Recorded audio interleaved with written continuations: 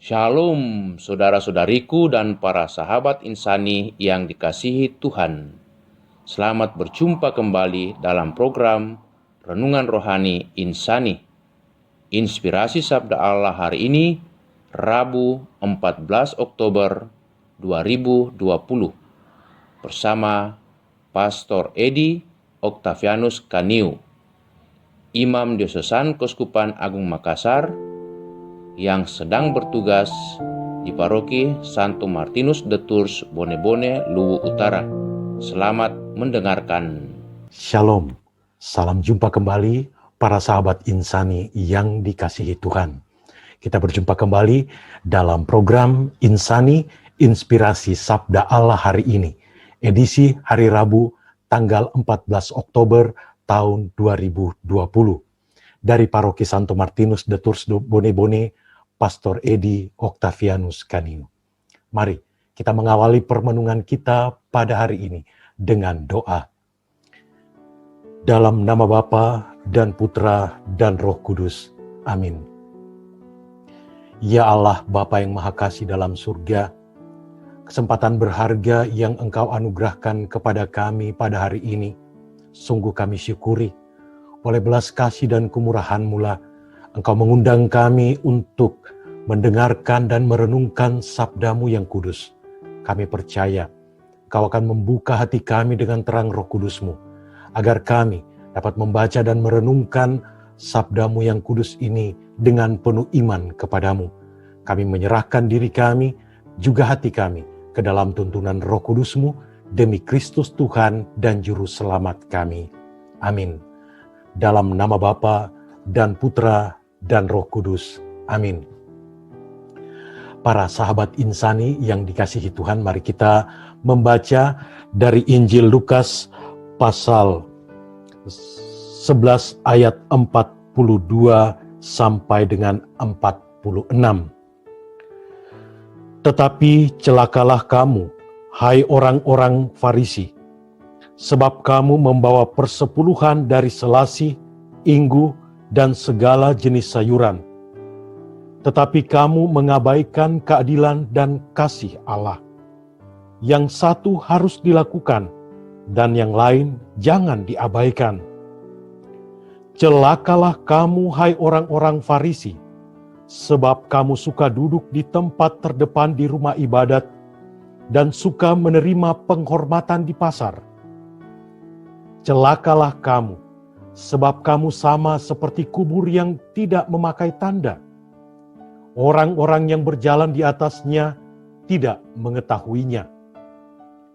Seorang dari antara ahli-ahli Taurat itu menjawab dan berkata kepadanya, "Guru, dengan berkata demikian engkau menghina kami juga."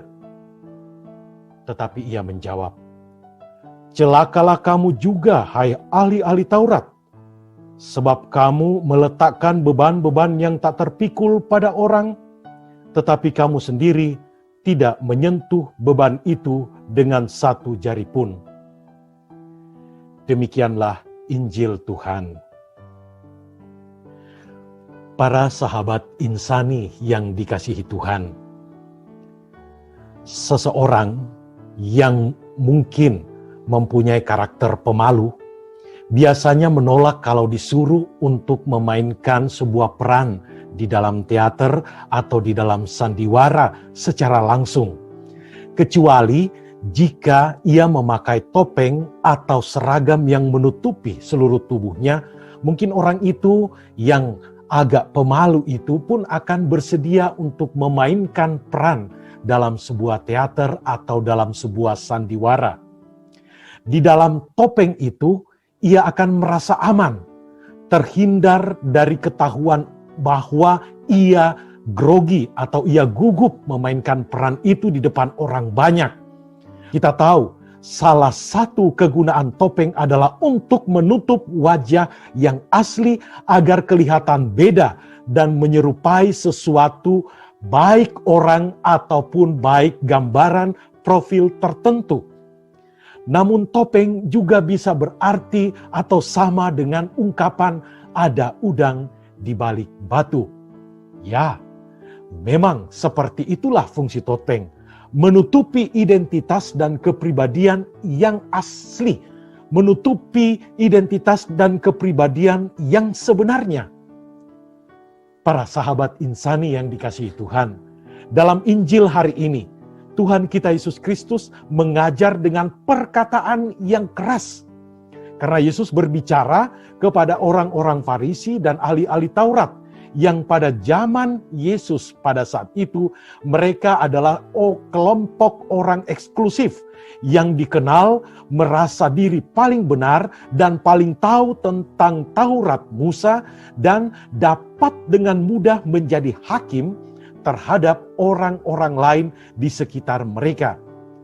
Kecaman Yesus terhadap topeng keagamaan orang-orang Farisi dan ahli-ahli Taurat yang ditampilkan dalam bacaan Injil hari ini sesungguhnya adalah kecaman terhadap penghayatan sikap keagamaan yang hanya memperhatikan aturan-aturan yang tampak dan melupakan menghayati perbuatan keadilan dan kasih yang justru menjadi inti dari setiap apa yang mereka ketahui tentang iman dan tentang agama. Kecaman Yesus kepada orang-orang Farisi dan para ahli Taurat diungkapkan dengan kata celakalah, celakalah, celakalah, celakalah. Bisa dilihat, ada 4 kali kata celaka. Setiap frase diawali dengan kata itu dalam Injil hari ini yang ditujukan kepada orang-orang Farisi dan juga para ahli Taurat. Teguran dengan ungkapan seperti itu kiranya amat sangat keras. Dan memang itu pertama-tama ditujukan kepada para Farisi dan ahli Taurat itu. Tetapi para sahabat insani yang dikasihi oleh Tuhan, kecaman itu juga merupakan peringatan Tuhan kita Yesus Kristus kepada para muridnya agar tidak mengikuti kebiasaan yang dilakukan oleh orang-orang Farisi dan para ahli Taurat tersebut. Para sahabat insani yang sama dikasihi Tuhan, dalam kehidupan sehari-hari kita tidak bisa memungkiri, tidak sedikit juga orang, tidak sedikit juga yang ada di sekitar kita yang kerap kali memakai topeng-topeng di dalam kehidupan. Ada yang berteriak-teriak dengan lantang, dengan penuh kepercayaan diri, memperjuangkan keadilan, memperjuangkan nasib orang banyak. Tetapi sebenarnya ia mencari nama, ia mencari kedudukan, mencari popularitas. Ada juga orang yang bekerja dengan sungguh-sungguh dan dengan serius. Mungkin pada saat itu di depan atasannya, di depan pimpinannya. Tetapi pada saat pimpinan atau atasan tidak ada, biasanya acuh tak acuh, ogah-ogahan, dan pekerjaan yang dipercayakan kepadanya dilakukan asal-asalan saja. Ada juga orang yang di depan kita mungkin baik, berbicara tentang segala sesuatu yang baik tentang diri kita.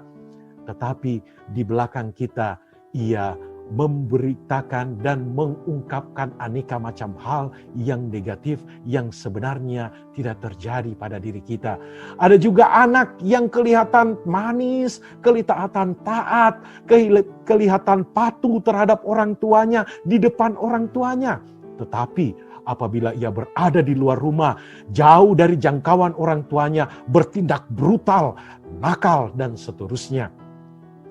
Para sahabat insan yang dikasihi oleh Yesus Kristus Tuhan kita, orang-orang Farisi dan para ahli Taurat suka sekali juga menampilkan diri sebagai orang yang taat, orang yang saleh, orang yang suci. Tetapi sebenarnya kehidupan mereka penuh dengan kepura-puraan. Kehidupan mereka terlalu sering memakai topeng keagamaan, menggunakan topeng kesalahan untuk menutupi aneka macam yang mereka lakukan untuk mencapai apa yang menjadi kepentingan pribadi mereka sendiri.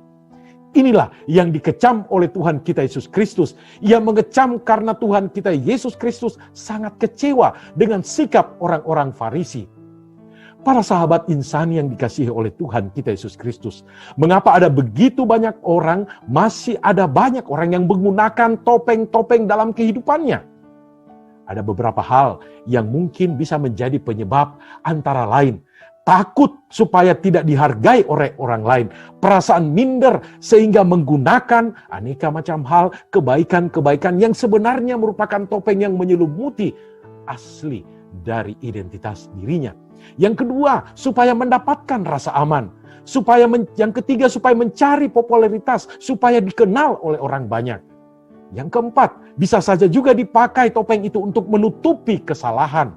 Bisa juga untuk menyembunyikan maksud-maksud buruk atau yang kurang baik kepada orang lain.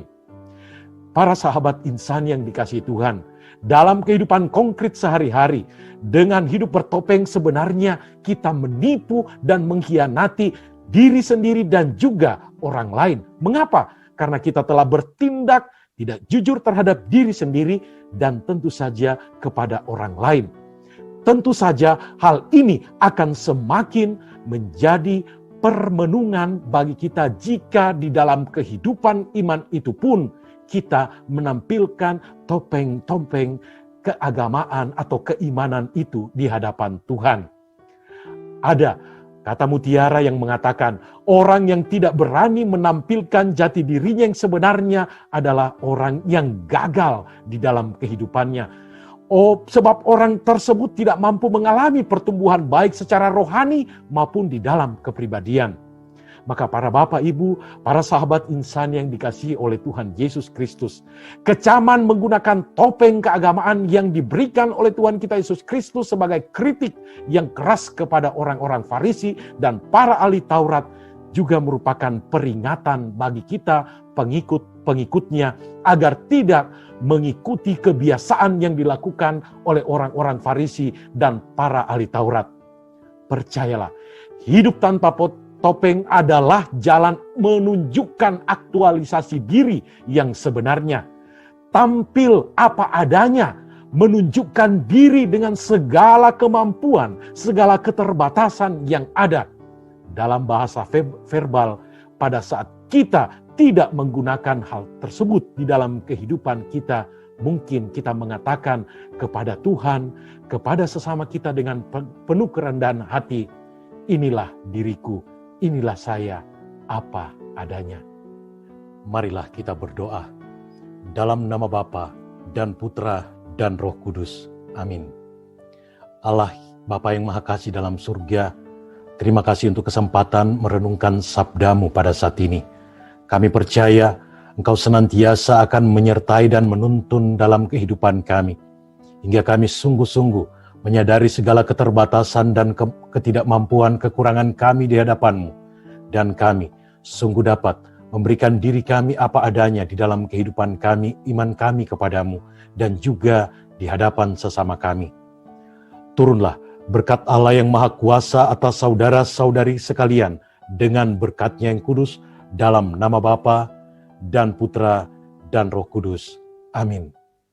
Terima kasih saudara-saudariku dan para sahabat insani yang telah mendengarkan sabda Allah. Saya, Pastor Marcelo Lotandung, mengucapkan berlimpah terima kasih kepada Pastor Edi Octavianus Kaniu. Semoga Pastor bersama dengan segenap umat di paroki senantiasa diberkati Tuhan dalam setiap aktivitas dan pelayanannya. Amin.